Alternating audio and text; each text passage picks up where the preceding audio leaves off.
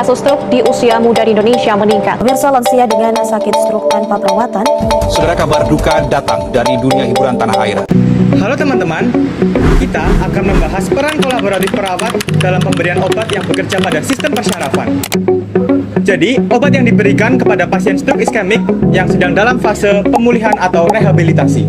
Sistem syaraf memiliki peran penting dalam mengatur aktivitas tubuh sehari-hari. Jadi, gangguan pada sistem ini memerlukan pentingnya penanganan yang tepat dan juga kolaboratif antara perawat dan juga tenaga kesehatan yang lainnya. Gangguan sistem persyarafan adalah gangguan yang terjadi karena syaraf atau otak mengalami masalah dan akibatnya sistem tubuh tidak dapat berfungsi dengan baik. Untuk salah satu contohnya sendiri adalah stroke iskemik, di mana stroke iskemik adalah stroke yang terjadi karena terdapat sumbatan pada pembuluh darah yang menuju ke otak.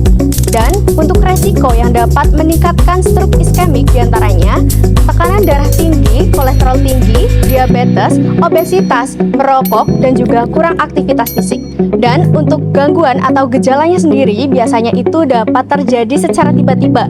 Untuk contohnya seperti wajah mencong, bicara pelo atau sulit berbicara, dan kemudian terjadi kelumpuhan atau kelemahan pada salah satu sisi tubuh. Dan apabila terdapat gejala tersebut, pasien diharapkan untuk segera dibawa ke rumah sakit. Karena dengan dibawa ke rumah sakit maka akan mendapatkan penanganan yang tepat, dan dengan penanganan yang tepat dan cepat maka akan mengurangi resiko kerusakan otak dan juga dapat meningkatkan peluang pemulihan. Berikut beberapa golongan dan contoh obat yang digunakan untuk penata laksanaan stroke iskemik. Yang pertama itu ada golongan obat fibrinolitik. Golongan obat ini digunakan untuk terapi reperfusi untuk mengembalikan perfusi darah yang terhambat pada serangan stroke akut. Contoh obatnya adalah alteplase. Golongan obat yang kedua yaitu ada golongan obat antikoagulan.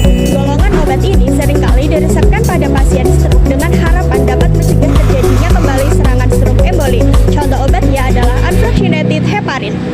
Selanjutnya ada obat dari golongan neuroprotektif. Golongan obat ini sering digunakan untuk menunda terjadinya infrak pada bagian otak yang mengalami iskemik, khususnya penumbra, dan golongan obat ini bukan digunakan untuk perbaikan reperfusi ke jaringan. Contoh obatnya adalah sitikolin. Selanjutnya ada obat dari golongan antiplateletik. Golongan obat ini sering digunakan pada pasien penderita stroke untuk menunda terjadinya stroke ulangan dengan mencegah terjadinya agregasi platelet. Contoh obatnya adalah aspirin. Aspirin merupakan salah satu obat yang digunakan pada pasien stroke iskemik. Aspirin bekerja sebagai obat antiplatelet, yaitu mencegah trombosit atau keping darah saling menempel dan membentuk gumpalan.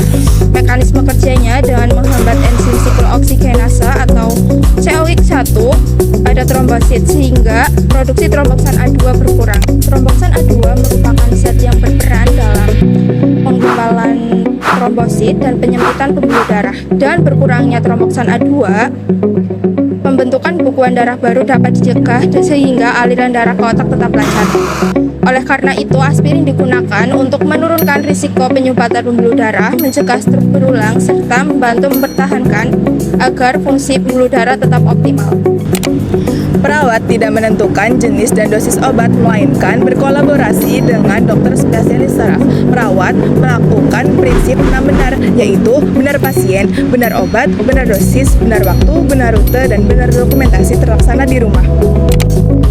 Aspirin memiliki efek samping iritasi lambung dan risiko pendarahan. Perawat berkolaborasi dengan dokter untuk melaporkan jika ada tanda-tanda muncul, sehingga dokter dapat mengevaluasi dosis tersebut.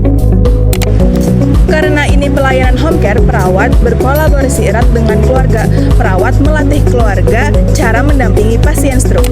Selamat pagi Bapak, perkenalkan saya perawat Jana, perawat home care yang berkunjung ke rumah Bapak pada hari ini. Sebelumnya, saya izin untuk mengonfirmasi identitas Bapak terlebih dahulu. Apakah betul dengan Bapak Rasya umur 30 tahun? Baik, sesuai dengan anjuran dokter, di sini saya akan memberikan obat aspirin melalui mulut Bapak. Terus untuk tujuan obatnya itu untuk mencegah pembekuan darah, terus melancarkan aliran darah ke otak, dan mengurangi resiko stroke yang berulang. Baik Bapak, sebelumnya apakah Bapak mempunyai riwayat alergi terhadap obat aspirin atau obat yang lainnya? Baik Bapak, jika tidak ada, saya izin untuk membantu Bapak untuk meminum obat ya Pak.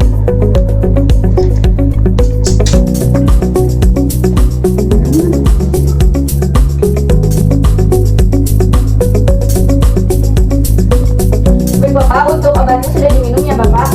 Nanti Bapak meminum obatnya sesuai dengan anjuran dokter dan teratur ya Bapak.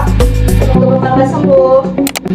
Jadi dapat disimpulkan bahwa stroke merupakan salah satu gangguan sistem persyarafan yang membutuhkan penanganan dan terapi yang tepat.